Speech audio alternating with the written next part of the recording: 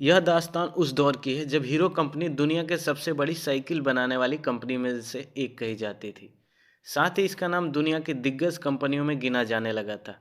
बदलते वक्त के साथ हीरो कंपनी के मालिक ने गौर किया कि विदेशी मार्केट में मोटरसाइकिल का बिजनेस काफ़ी तेज़ी से उभर रहा है, जिसका कि इंडिया में तगड़ा स्कोप हो सकता है। क्योंकि तब इंडिया में टू व्हीलर के नाम पर स्कूटर और बिक्की दो ही ऑप्शन मौजूद थे। कंपनी के मालिकों को यह बात अच्छे से समझ आ चुकी थी, इंडियन मार्केट में मोटरसाइकिल उतारने के लिए इससे बेहतर टाइम नहीं मिलेगा। लेकिन इसमें सबसे बड़ी प्रॉब्लम थी बाइक्स के इंजन बनाने की टेक्नोलॉजी, जिसके बिना मोटरसाइकिल मैन्युफैक्चर करना हीरो के लिए दूर का ख्वाब था। अब हीरो के पास ले देकर एक ही रास्ता बचा था, और वो था किसी ऐसी विदेशी कंपनी के साथ कोलैबोरेशन करना जिसके पास बाइक्स मैन्युफैक्चर करने का एक्सपीरियंस या इंजन बनाने की क्षमता हो। ये वो दौर था जब कोई विदेशी कंपनी सीधे सीधे इंडिया में इन्वेस्ट नहीं कर सकती थी, लेकिन गवर्नमेंट ने इसकी छूट दी हुई थी कि कोई भी इंडियन कंपनी किसी भी विदेशी कंपनी के साथ टाई अप करके इंडिया में कारोबार कर सकती है। काफ़ी सोच विचार के बाद हीरो ग्रुप के मालिकों में से एक ब्रजमोहन लाल मुंजाल ने जापानी कंपनी होंडा के पास में अपना प्रपोजल भेजा, जो उस दौर में दुनिया की सबसे बड़ी मोटरसाइकिल कंपनी मानी जाती थी। उधर होंडा कंपनी की नज़र में भी इंडिया जैसा बिग मार्केट किसी सोने के अंडे देने वाली मुर्गी से कम नहीं था, क्योंकि तब कोई भी विदेशी कंपनी भारत में डायरेक्ट अपना बिजनेस स्टार्ट नहीं कर सकती थी। ऐसे में इस प्रपोजल को होंडा ने हाथों हाथ लिया, क्योंकि वह अच्छी तरह जानती थी हीरो जैसी बड़ी कंपनी के जरिए ही इंडियन मार्केट में छाया जा सकता है। इस तरह साल 1984 में दोनों कंपनीज यानी हीरो और होंडा ने हाथ मिलाया। इसके बाद एग्रीमेंट किया कि हीरो बाइक के लिए बॉडी बनाएगा और होंडा उनके लिए इंजन सप्लाई करेगा।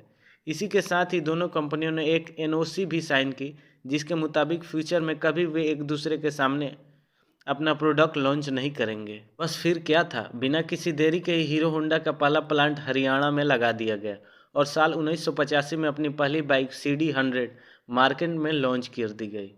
टू व्हीलर के रूप मोटरसाइकिल का यह रूप देखते ही पूरे इंडिया में पॉपुलर हो गया। साथ ही हीरो होंडा कंपनी का नाम भी सबकी जुबान पे चढ़ गया।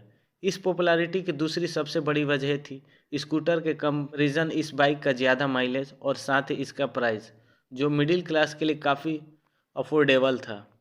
Fill it, shoot it, forget it, यानी गाड़ी की टंकी में पेट्रोल भरो, बंद करो और भूल जाओ।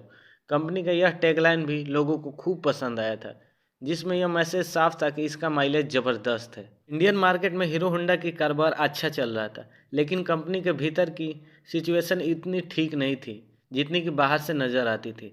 दरअसल इंडिया मार्केट में हीरो होंडा के कारोबार के लेकर शुरुआत में तो कोई प्रॉब्लम नहीं थी, लेकिन गड़बड़ तब शुरू हुई जब दूसरे बड़े देशों में हीरो होंडा के बाइक सेल करने की बात हुई।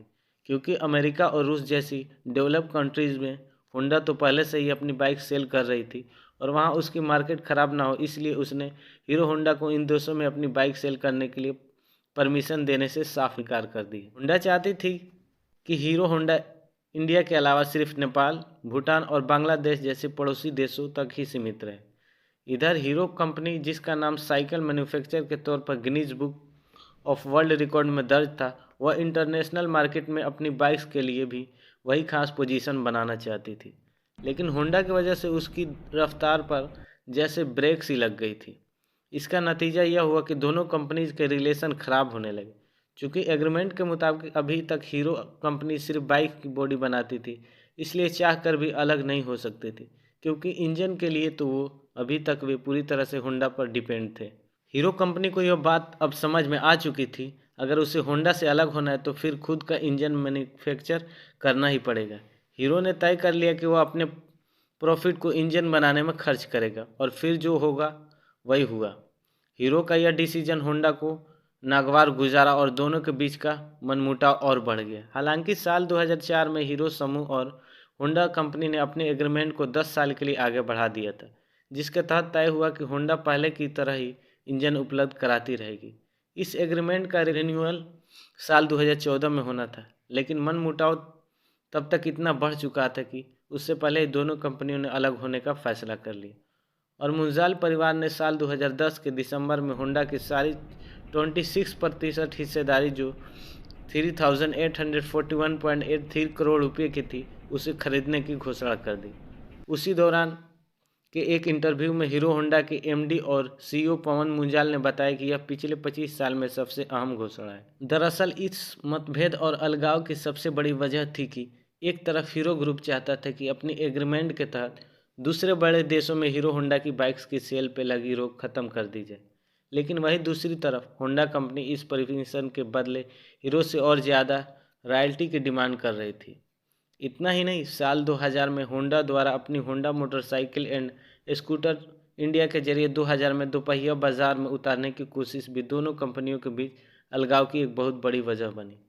दरअसल कोलैबोरेशन के दौरान जो एनओसी साइन किया गया था उसमें यह साफ दर्ज था कि दोनों कंपनीज एक दूसरे के सामने इंडिया में कभी भी अपनी बाइक्स नहीं लॉन्च करेंगे, लेकिन होंडा ने इस एग्रीमेंट को नज़रअंदाज कर साल 1999 में अपनी एक separate company Honda motorcycle and scooter India private limited के नाम से रजिस्टर करा ली और हीरो होंडा के कंपटीशन में अपनी बाइक्स मार्केट में लॉन्च करा दी, वह भी लगभग उन्हीं दामों में।